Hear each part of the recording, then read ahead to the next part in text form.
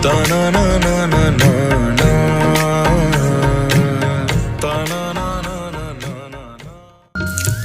सभी दोस्तों को राधे राधे। श्री कुंज बिहारी श्री हरिदास। बंधुओं, अक्सर भक्त लोग यही सवाल करते हैं कि हम ठाकुर जी को नहलाते हैं, अच्छा अच्छा श्रृंगार करते हैं, उनको बहुत सारा प्यार करते हैं, उनको लड्डू, पेड़ा, रोटी, सब्जी, फल फ्रूट मंदिर में जाकर कई प्रकार के भोग भी लगाते हैं। तो क्या सच में भगवान खाते हैं? भक्त मंदिर में कुछ न कुछ लेकर ही जाते हैं। घर में विराजमान लड्डू गोपाल जी को खिलाते ही हैं। तो क्या भगवान सबका भोग प्रसाद पाते हैं? तो बंधुओं, भगवान सभी भक्तों का भोग बिल्कुल स्वीकार करते हैं। ठीक उसी प्रकार जैसे हम लोग किसी पुस्तक को सामने रखकर पढ़ते हैं और पढ़ा हुआ शब्द हमारी आँखों द्वारा हमारे अंदर प्रवेश कर लेता है, मगर पुस्तक में लिखा हुआ शब्द वैसे का वैसा ही रहता है। तो ये तो हुई भगवान की बात। बंधुओं, लेकिन हमारे बांके बिहारी लाल ऐसा बिल्कुल भी नहीं करते। बिहारी जी को आप लड्डू पेड़े खिलाओगे तो वो नज़रों से तो भोग स्वीकार करते ही हैं, साथ ही वो आपके भाव को समझ लेते हैं कि आप कितने आतुर हो। आप पेड़े दुकान से ले नहीं पाते, उससे पहले वो आपके भाव को स्वीकार कर लिया करते हैं। बिहारी जी को आप लड्डू पेड़े खिलाओगे तो लड्डू बचे हुए मिलना मुश्किल होता है। अगर बांके बिहारी आपके लिए प्रसादी के तौर पर छोड़ भी देगा, मगर वो लड्डुओं को जूठा तो कर ही देगा। भगवान भोग लगाया हुआ छोड़ते हैं, बिहारी जी बिल्कुल भी नहीं। वो आपके लड्डू प्रसाद सच में पा लेता है। आपको ऐसे समझ नहीं आएगा। मैं आपको बांके बिहारी लाल की पूरी कहानी बताता हूँ इस चमत्कार की। बात आज से करीब 50 या 60 वर्ष पुरानी है। तब से अभी तक ये चमत्कार होता आ रहा है। जैसा कि हम सभी जानते हैं कि श्री बांके बिहारी जी की सेवा जैसे अभी गोस्वामी परिवार कर रहा है, तो उस समय भी गोस्वामी परिवार ही बिहारी जी की सेवा में थे और ये सेवा 550 वर्षों से गोस्वामी परिवार के हाथों में ही है। तो एक दिन अपने पिताजी के साथ बिहारी जी की सेवा में लगा हुआ एक 5-6 वर्ष का बालक, उस बालक के मन में यही सवाल आया कि हम सभी लोग जो बिहारी जी को भोग अर्पण करते हैं वो ये खाते भी हैं, क्योंकि गोस्वामी परिवार इतना बड़ा है, भोग इतना सारा बिहारी जी के लिए आता है। तो जिज्ञासावश जब नहीं रहा गया तो उस बालक ने अपने पिताजी के कुर्ते का एक छोर पकड़कर खींचते हुए तोतली आवाज में पूछा, बाबूजी, क्या बिहारी जी ये भोजन पाते भी हैं? पिताजी को बालक की क्यूट सी बात पर बड़ा प्यार आया, क्योंकि ब्रजवासी ठहरे तो अपनी भाषा में बोले, लाला, आज ये बात तेरे मन में कहाँ से आ गई? बालक झटपटाकर बोला, बाबा बताओ ना। पिताजी बोले, हाँ लाला, वो भोग पाते हैं। अगर पाते न होते तो हम लोग क्यों इनको खिलाते? बालक ने कहा, पर कैसे पाते हैं बाबा? थाली में जो भी आप रखते हो वो सब ज्यों की तो आ जावे है बाहर, तो फिर भोजन बिहारी जी ने पाया कहाँ? तो बालक के पिताजी सोचने लगे, अगर बालक को बहलाते रहेंगे तो हो सकता है बालक बिहारी जी से प्यार ही ना करे, उसको बिहारी जी पर विश्वास ही नहीं होगा, बालक बिहारी जी को साक्षात नहीं समझेगा, वो मूर्ति समझ लेगा। ऐसे पिताजी के मन में ख्याल आ रहे थे। तो पिताजी बोले, आओ लाला, मेरे साथ आओ। हाथ पकड़कर भीतर लेकर गए और समय भी राजभोग का हो चला था।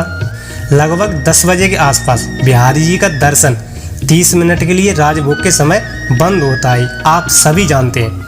तो अब हमेशा की तरह हवेली से बिहारी जी का भोग आया और उन्हें धराकर सभी गोस्वामी जन वहाँ से हटकर दूसरे कक्ष में चले गए और सभी श्रद्धालु द्वारा राजभोग के पद गाए जाने लगे।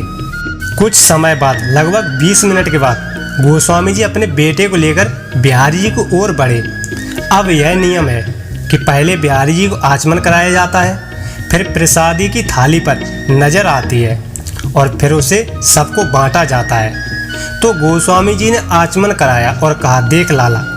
अब बालक ने क्या देखा कि प्रसाद की थाल में वृंदावनी है, चावल है, सब्जी है, पूड़ी है और मीठे लड्डू हैं, और उनमें से 2 लड्डू ऐसे हैं जिनमें लगभग 7-8 वर्ष के बालक के 2 दांत गड़े हुए हैं। लड्डू मानी खबे हुए ऐसी आकृति बनी हुई है लड्डुओं पर।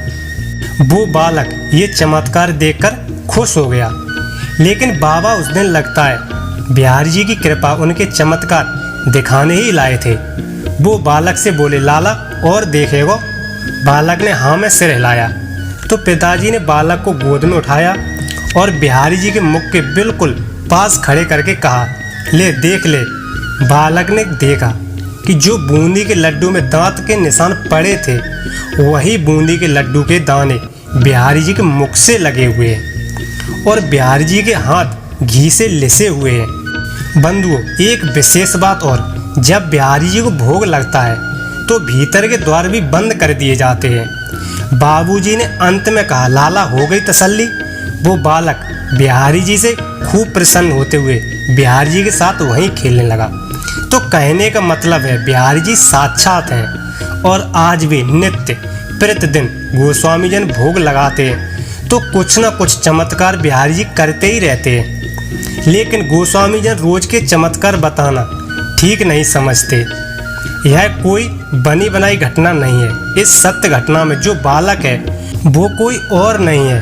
लगभग 45 वर्षों से हमें श्रीमद् भागवत कथा का रसपान करा रहे हैं, जिनके भजन सुनकर करोड़ों भक्त बिहारी जी के प्रेम दीवाने हुए हैं। ऐसे महान भागवत रत्न शिरोमणि परम पूज्य प्रातः स्मरणीय श्रद्धेय आचार्य गोस्वामी श्री मृदुल कृष्ण शास्त्री जी महाराज हैं और वो पिता कोई साधारण पिता नहीं है। बांके बिहारी जी के अंग संगी वो हैं नित्य निकुंजवासी वृंदावन तिलक काव्य तीर्थ व्याकरण आचार्य श्रद्धेय गोस्वामी श्री मूल बिहारी शास्त्री जी महाराज, जिनके बारे में कथा श्रोताओं का कहना था कि महाराज श्री जब आप कथा करते हैं तो ऐसा लगता है मानो श्याम सुंदर बांके बिहारी जी मंद मंद स्वर में बंसी बजा रहे हो। कहने का अभिप्राय है सारा खेल भावनाओं का है। यदि बिहारी जी भोग लगा सकते हैं तो क्या हमारे घर में बैठे ठाकुर जी भोग नहीं लगाएंगे? बिल्कुल लगाएंगे। लगाएंगे क्या, लगाते हैं। बस हम उनमें से मूर्ति भावना को अलग कर दें तो बात है। वे साक्षात विराजमान हैं। श्रद्धा की बात है। अगर नरसिंह भगवान खम्भ से प्रकट हो सकते हैं तो क्या लड्डू गोपाल जी से बांके बिहारी जी प्रकट नहीं हो सकते? बिल्कुल हो सकते हैं। बस इनसे प्रेम करो और हमेशा करते रहो। प्रेम करने में कोई अड़चन नहीं है, अड़चन तो डिमांड करने में है।